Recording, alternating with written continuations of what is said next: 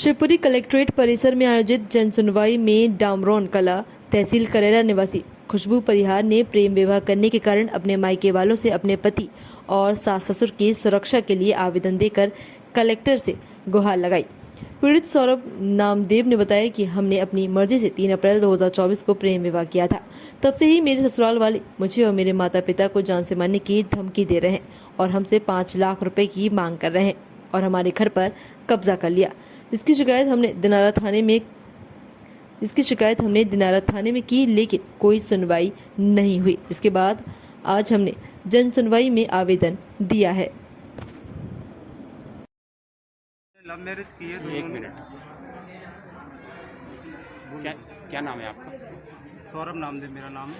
आज जन सुनवाई में आए हो, किस कारण से आए हो? हमने लव मैरिज की है, तो हमने मतलब सब जगह आवेदन दिया, कहीं हमारी सुनवाई नहीं हो रही। तो कलेक्टर साहब के पास भी आए थे, तो उन्होंने सिर्फ जैसा एक साइन छोटा सा साइन कर देते हैं और इधर उधर भेज देते हैं। हमारी कहीं सुनवाई नहीं हो रही। क्या परेशानी है? इनके घर वाले परेशान कर रहे हैं, हमें जान से मारने की धमकी दे रहे हैं और हमारे मकान पे कब्जा कर लिया, चोरी कर ली, सारी चीज़ें कर ली इनके घर वालों ने। और ये की चीज़ बोलते हैं कि हमने तो अपनी लड़की बेच दी, हमें या तो 5 लाख रुपए दो या हमारा ये मकान हमारे कब्जे में हो गया। अब हमारे पास कोई और ऑप्शन नहीं बचा मरने के अलावा। अब क्या करें? हमने शादी इसके लिए की थी कि हम मरना हो तो हम पहले ही मर जाते हैं। शादी हुए कितने दिन हो गए? 5-6 महीने हो गए हमारे। ये है ना शादी का। तभी से परेशान हो रहे हैं? तभी से परेशान हो रहे हैं, 5 महीने से दर दर भटक रहे हैं, ना काम कर पा रहे हैं, ना कुछ कर पा रहे हैं। क्या धमकी देते हैं? जान से मारने की धमकी देते हैं।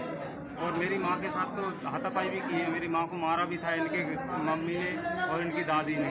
किस गांव में? डामरौन कला, ग्राम डामरौन कला, जिला शिवपुरी में लगती है। तो क्या घर में ताला लगा दिया? तो आप घर में ताला डाल दिया था, ताला तोड़ लिया, मकान वो भी तोड़ दिया और दीवार तोड़ दी और ताले वाले सब तोड़ ताड़ के इनकी दादी रह रही है, इनके भाई और इनके सब लोग घर में रह रहे हैं, उसी घर में। और आप क्या रह रहे हैं? हमें बाहर निकाल दिया है, रहने नहीं दे रहा। मम्मी पापा को भी नहीं रहने दे रहा वहाँ पे। कहाँ रहते हैं आपके मम्मी पापा? मम्मी पापा दूसरे घर में रहते हैं, ताऊ के यहाँ पे। रहने नहीं दे रहा है वो। हम लोग बाहर रहते हैं भोपाल।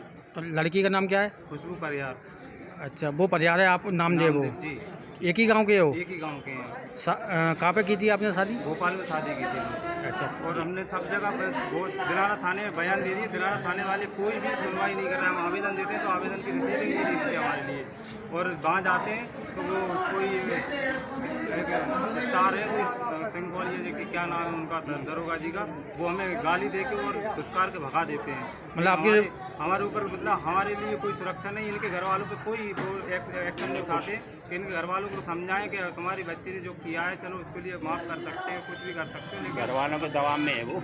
हाँ, अगर आपकी सुनवाई नहीं होती तो क्या करोगे? आत्महत्या कर लेंगे, यहीं करेंगे। और आत्महत्या आज हम बिल्कुल उसी मूड से आए हैं यहाँ। आज कलेक्टर ऑफिस आए तो इसी मूड से आए कि आज हम यहीं मर के जाएंगे या तो फिर अगर हमारी सुनवाई नहीं हुई तो। आपके पिताजी का नाम क्या है? केशव प्रसाद नामदेव। इनके पिताजी का? अशोक परिहार।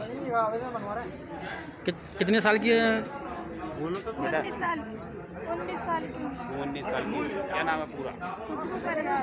आपने इनसे शादी राजी से की है? राजी से की है।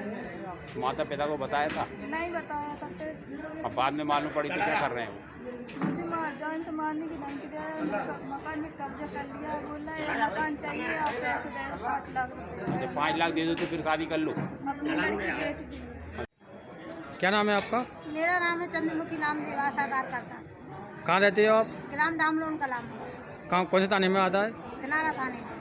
क्या समस्या आ रही है आप लोगों सर को? मेरा लड़का एक बगल में मेरी परिवार रहते हैं, उनसे एक लड़की ने लड़का लड़की ने शादी कर ली है। तो अब लड़की वाले मुझे परेशान कर रहे हैं और मेरे घर पे पहले मुझे मारा, तब भी मेरी कोई सुनवाई नहीं भाई।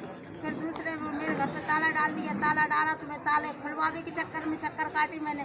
फिर ताला खुलवाने के चक्कर में उनने मुझसे बोला कि थोड़े और सामान भर लो, कुछ दिन बाहर रहो, बाहर रह के फिर बाद में देख ले। बोले जब ठंडा माहौल हो जाए तब देखना। बोले तो आप सामान कुछ निकालने के लिए गए तो मेरे घर की मेरी बहू की जेवरात, मेरे घर के पूरे आधार कार्ड, खाते वगैरह, कागज़ वगैरह वो भी उठा ले गए, सब कपड़ा बासन सब कुछ।